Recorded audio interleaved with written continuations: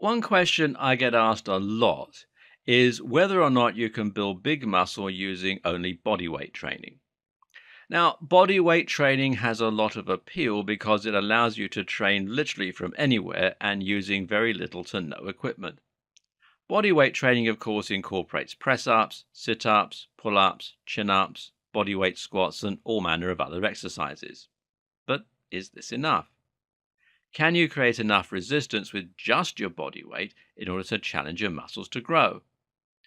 Well, fortunately, the answer is a resounding yes, as long as you know what you're doing. And fortunately, you do know what you're doing because you have these videos to hand. The basic rule is just to make sure you are creating the same damage and the same stress that we have been looking at so far in this video series. It's not enough to just go through the motions. You need to truly challenge yourself. In the case of building muscle with body weight alone, that is still going to mean using the mechanical drop set. You can't increase the weight, so instead you need to increase the challenge by simply making the moves more difficult. We've seen ways we can do this already. Clapping press-ups are harder than regular press-ups, for instance, because they require more acceleration in order to get through the same movement. You then have your one-armed movements, which again create more challenge. You can also do something in between a regular move and a one-armed movement, by rocking from side to side. For instance, you might perform a regular press-up, but while dipping down slightly more on one side than the other. This will allow you to keep the other hand in order to stabilize yourself and prevent you from falling, but it won't be used to provide much of the actual strength and power needed to move through the repetitions. You can do the same thing with a pull-up, a chin-up, or a tricep dip. So now you have your obvious progressions for mechanical drop sets using only body weight. You can go from clapping press-up, to rocking press-up, to regular press-up. Or you can go from clapping chin-ups, to rocking chin-ups, to chin-ups, to assisted chin-ups. Another option is to change the angle of your movement in order to alter the amount of pressure you're fighting against. This is referred to technically as extending the lever arm. In other words, if you move the weight away from the point of contact with the ground, you're now going to make the movement more difficult. Similarly, you can make the move more difficult by reducing the number of points of contact with the ground. So press-ups can become handstand press-ups, or they can become Maltese press-ups with your hands down by your sides. Harder than either of those things is the planche, where you're going to be holding your body parallel with the floor by just your hands, like a press-up, but without your feet touching the floor. Some of these movements are incredibly difficult.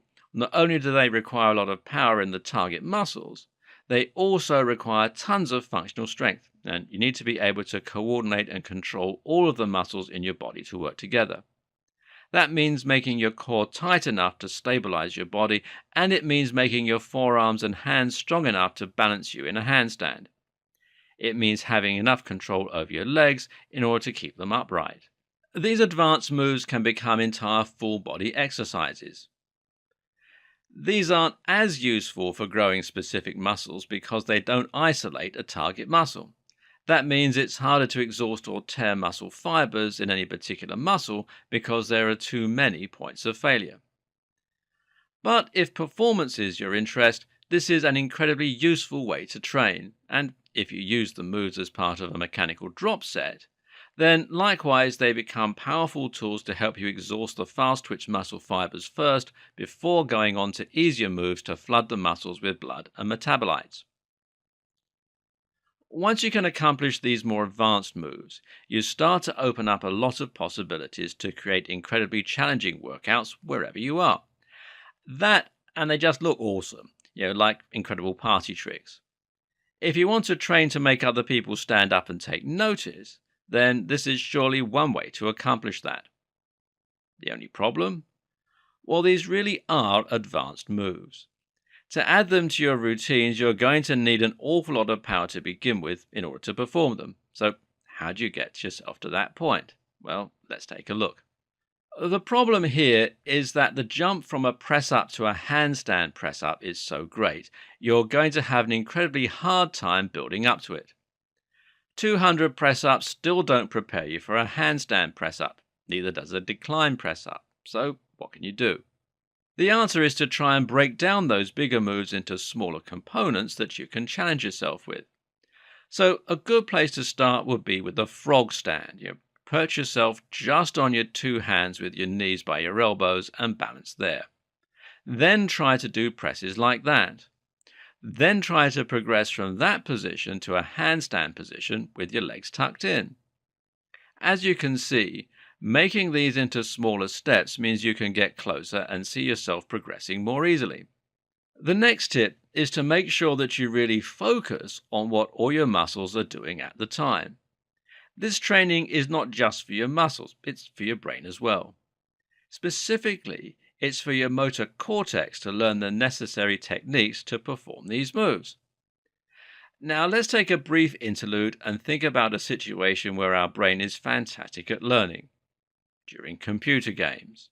When you play a computer game, you'll be focusing on the game so much that your skill will improve rapidly.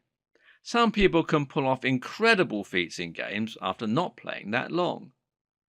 What happens here is that they watch the game and they anticipate and visualize the movements they want to perform in the game.